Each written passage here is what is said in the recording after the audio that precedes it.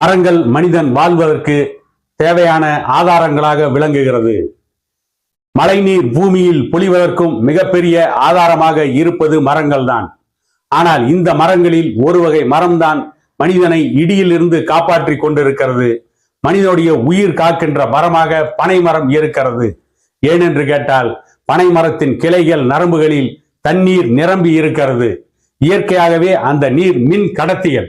ஆகவேதான் வானத்தில் இடிக்கின்ற இடி உயரமாக இருக்கின்ற பனை மரங்களில் விழுகிறது. ஏனென்றால் அந்த இடியை பனை மரம் ஈர்க்கிறது.